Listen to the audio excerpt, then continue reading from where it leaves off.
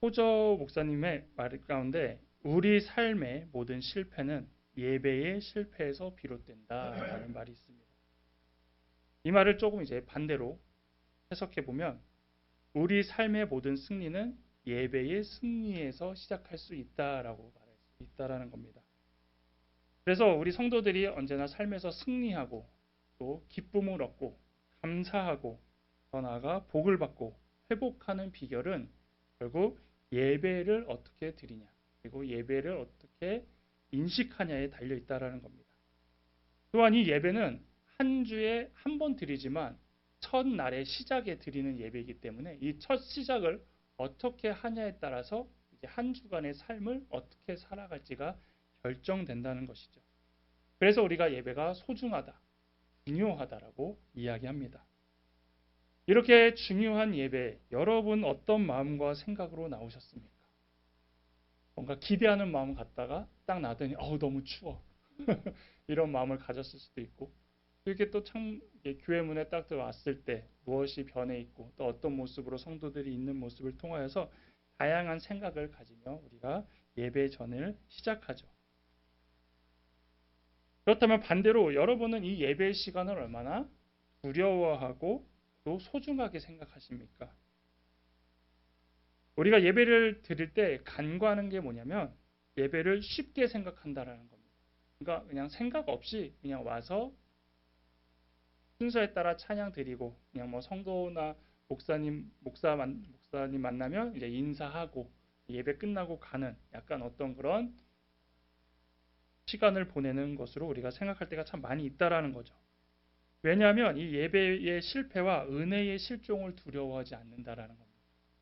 그러니까 짧게 드리는 이 예배 가운데 우리가 얼마나 이 시간을 마음을 쏟았는지 그리고 어떤 마음을 가지고 드렸는지가 중요한데 그 마음을 우리가 갖기보다는 일단은 조금 매주 한 번씩 드리는 예배 그리고 그냥 이 모습 그대로 받아달라고 하는 그런 고백으로 나올 때가 참 많이 있다라는 것이죠.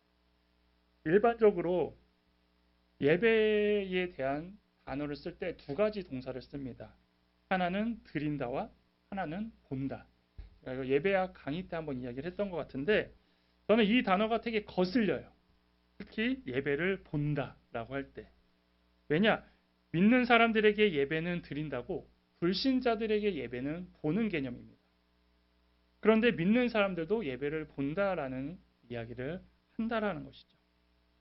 성경에서 예배는 모두 드린다라고 표현을 합니다. 그리고 여러분도 지금 예배를 드리고 있는 모습입니다.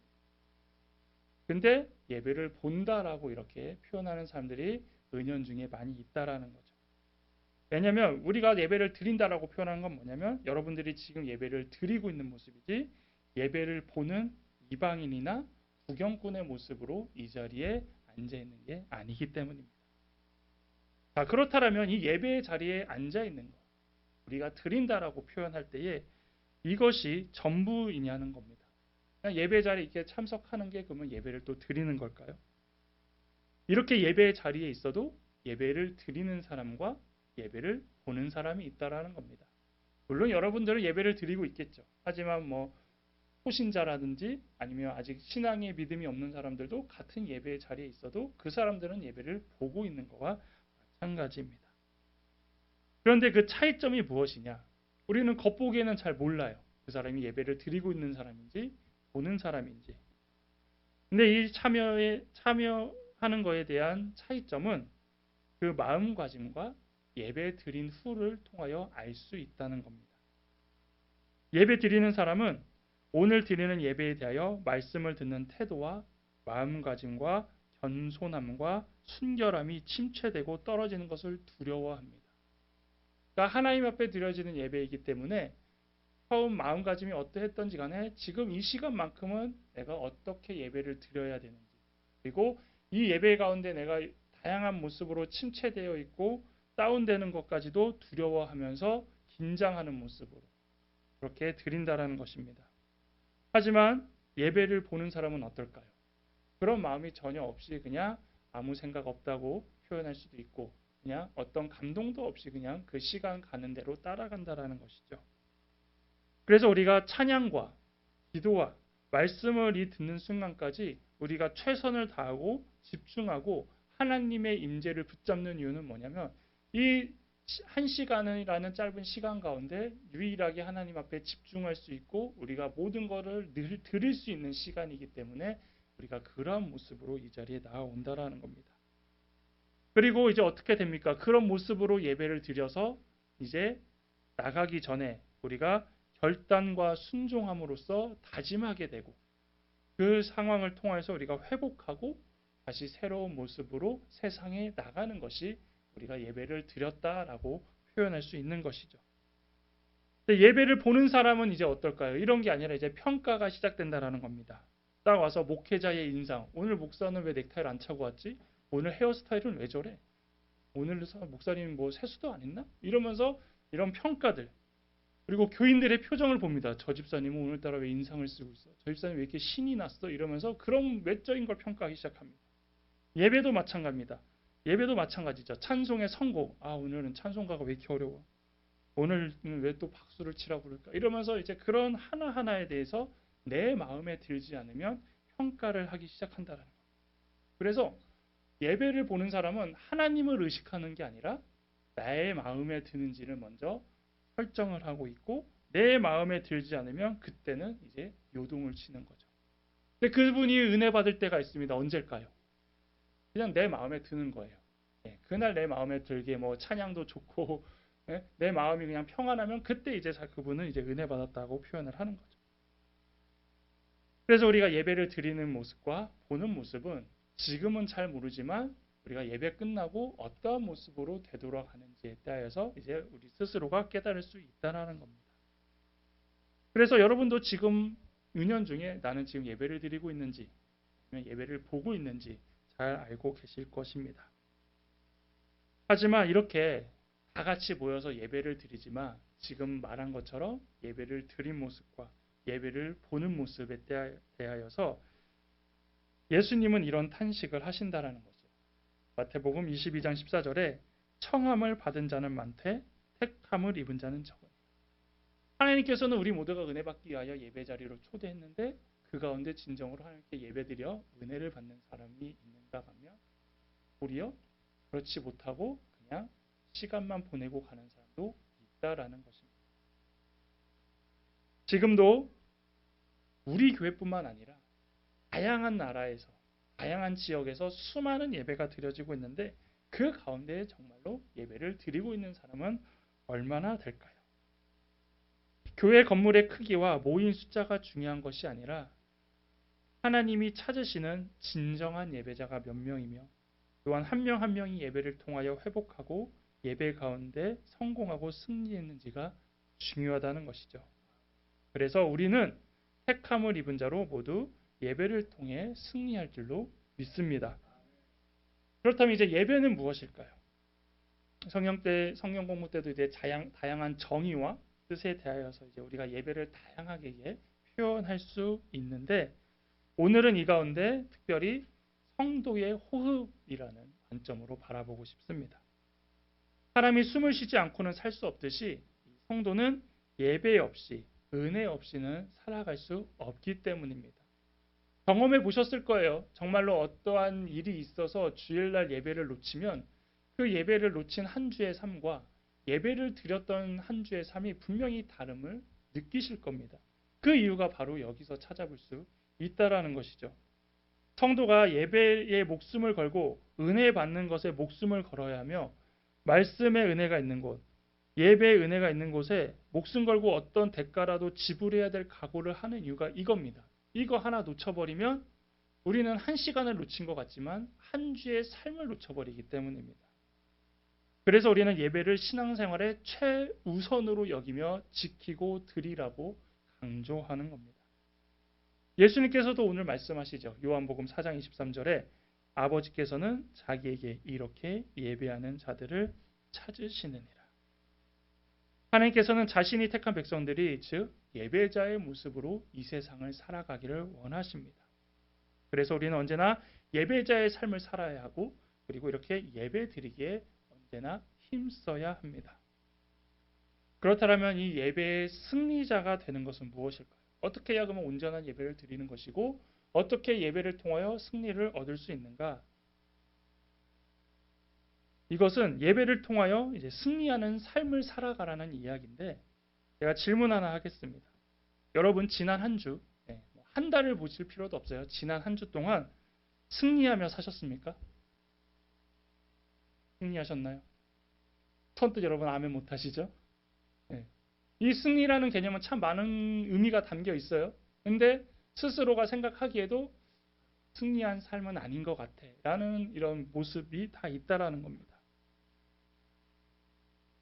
왜 그럴까요? 이 모습이 바로 우리의 모습이라는 거죠.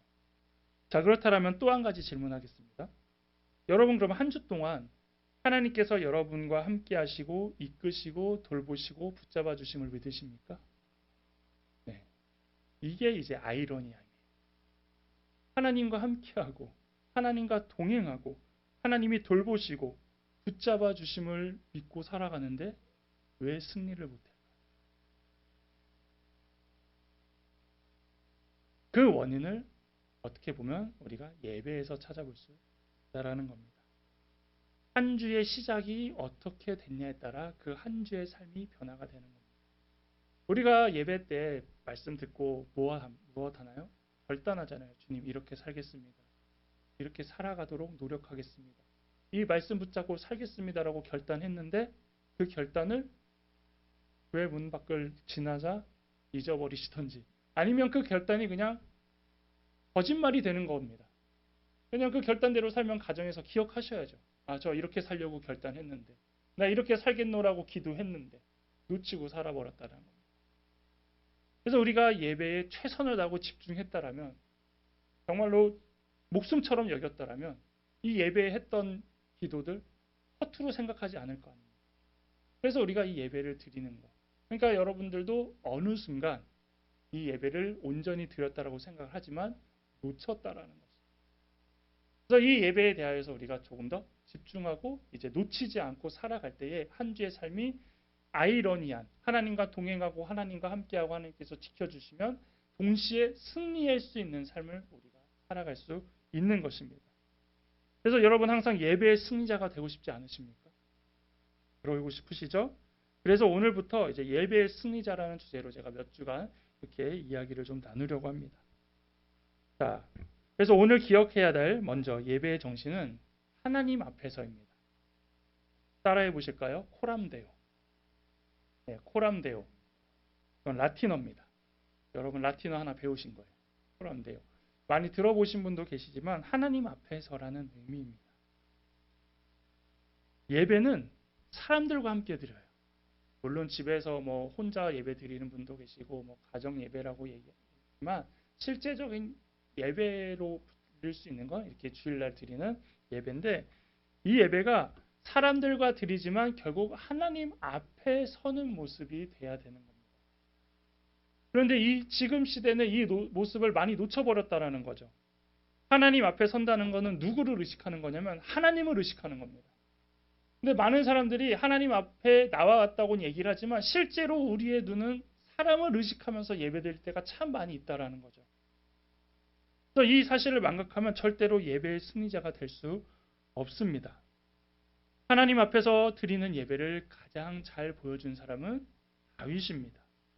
그의 예배의 모습은 어떠했습니까? 사무엘하 6장 14절에 다윗이 여호와 앞에서 힘을 다하여 6장 16절에 다윗 왕이 여호와 앞에서 뛰놀며 춤추는 것을 보고 6장 21절에 내가 여호와 앞에서 뛰놀리라. 이게 이제 다윗이 법궤가 들어왔을 때 너무 기뻐서 하나님 앞에 춤추며 영광 돌리는 모습, 곧 예배를 드리는 모습이 이래했다라는 것입니다. 다윗은 백성들과 관료들 앞이 아니라 지금 하나님 앞에서 춤추는 것이라고 이해해야 되는 것입니다. 그는 사람들 앞에선 어떤 사람이었습니까? 왕이에요. 왕. 우리 왕이라고 생각하면 어떨까요?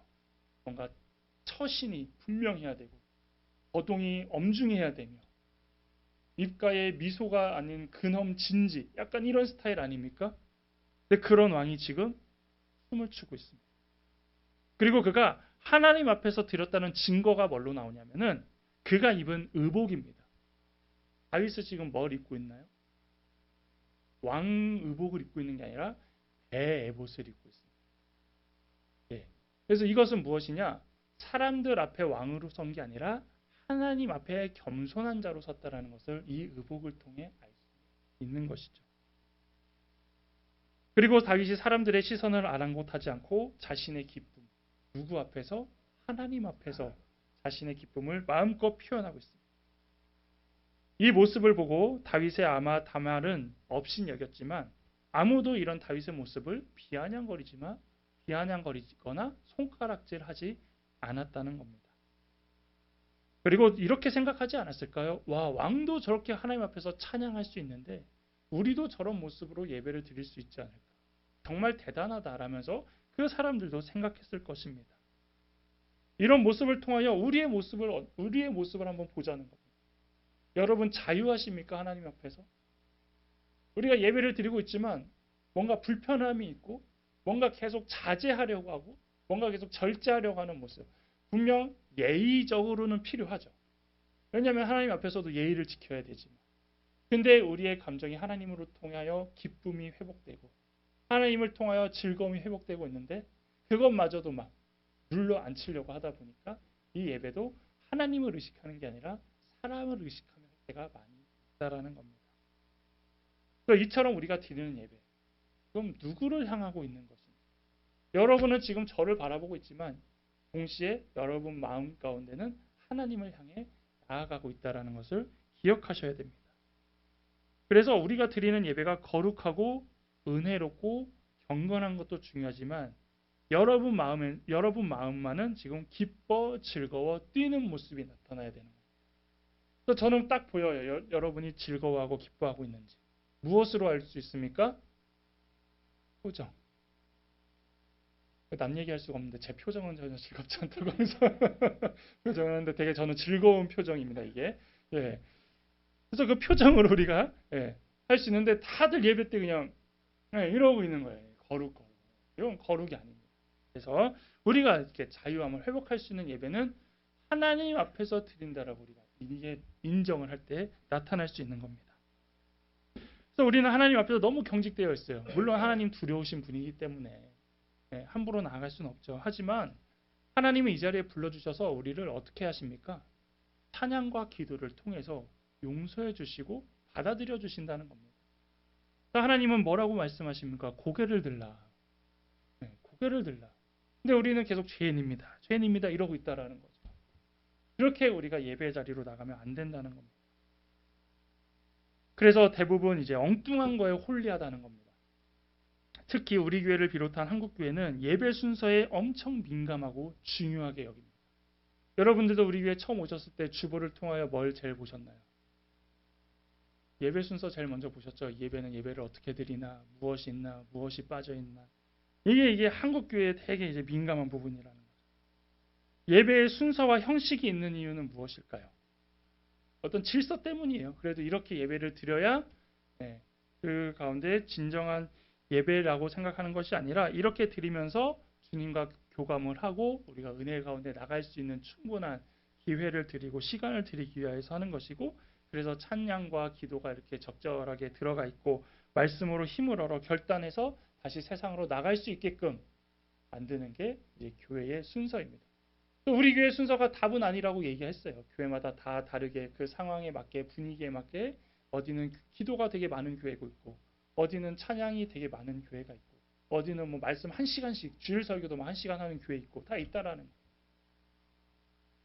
그러면서 이제 우리는 결국은 하나님 앞에 회복해서 나아가야 되는 부분들이 있는데 우리는 지금 예배 드릴 때 무엇에 대하여 제일 민감해 있는지를 다시 한번 고민해 보셔야 되는 겁니다. 여러분 딱 교회 문을 열고 들어왔을 때 뭔가 마음에 걸리는 게 있다. 뭐 눈으로 봤을 때 아니면 분위기로 봤을 때 그걸로 해서 걸리는 게 있다면 다시 한번 생각해 보시면 돼요. 내가 지금 하나님 앞에 나왔는데 과연 이게 문제가 되는가? 내가 지금 하나님 앞에 예배드리러 나왔는데 과연 이게 어려움이 되는가? 그게 아니라면은 여러분 그냥 넘어가시면 되는 거예요. 우리에게 준비되어 있지 않다라는 것이죠. 그래서 예배드릴 때 가장 중요한 건 무엇이냐? 예배의 순서도 아니고 그리고 그날 온 사람들의 표정도 아니고 나는 지금 누구를 만나러 왔는가? 나는 누구에게 예배를 드리러 왔는가? 이 마음을 다시 한번 잡으시라는 겁니다. 설교자도 마찬가지입니다. 저도 예배자예요. 저는 여러분 앞에 있지만 동시에 저도 하나님 앞에 있는 겁니다. 그래서 이 시간에 제 이야기를 할 수 없는 거예요. 하나님 얘기를 전해야 되는 사람이 하나님 앞에서 딴 얘기를 하고 있다? 이거는 벌써 저는 이 자리에 설 수 있는 자격이 아니라는 것이죠. 생명과 힘을 주시는 하나님의 말씀을 제가 잘못 전해서 선동이 되고 비난이 되고 거짓 복음이 되면 그거는 큰 문제가 있는 것입니다. 그래서 저도 하나님 앞에서 예배자로 서 있는 겁니다. 그래서 저도 다윗이 배 에봇을 입듯이 이 옷이 아니라 캐주얼 입고 서도 되지 않을까 그런 생각도 했어요. 그럼 이제 여러분 또 이제 판단하시겠죠. 아니 목사가 설교를 하는 분이 무슨 청바지를 입고 서냐고. 네. 여러분 아직 저는 다윗이 아니어서 그런가 보다 그럴 수도 있는데 이런 것부터가 벌써 또 거슬리기 시작하잖아요. 이게 이제 우리가 다시 한번 고민해야 될 부분이라는 것이죠. 그래서 이제는 우리 모두가 호람데오의 정신으로 예배의 자리에 있으셔야 합니다. 예배 순서에 집착하지 않고 예배 길이에 의식하지 않고 언제나 하나님 앞에 있기에 어떤 찬양을 불러도 은혜가 되고 어떤 말씀을 들어도 울림이 있어야 되는 것이죠. 여러분 어떨 땐 예배가 힘들 때도 있어요. 내 몸이 너무 아프고 힘들면은 똑같은 예배인데도 이렇게 길지? 이렇게 힘들지? 이럴 때가 있어요. 근데 여러분들이 또 어느 날은 되게 기분이 좋을 때가 있어요. 업되면은 오늘 왜 이렇게 예배가 짧지? 그럴 수도 있다는 거예요. 똑같은 시간을 들여도. 그런 것처럼 우리는 그거에 대해서 너무 의식할 필요가 없다라는 거예요. 여러분 하나님하고 오래 계신 거 좋아요? 좋아요. 좋잖아요. 그렇죠? 하나님 만나러 왔는데 하나님 1시간만 보고 물론 항상 옆에 계시기 때문에 집에서 하나님하고 있을래요 할 수도 있지만 예배 자리에서 함께 하나님하고 하는데 너무 그거에 막 의식하고 힘들어한다라면은 우리가 예배가 집중되지 않고 온전해지지 않겠죠. 그런데 이 코람데오의 정신이 예배에서만 끝나지 않습니다. 조금 더 확장하면 예배 끝나고 교회 밖으로 나간다는 거예요.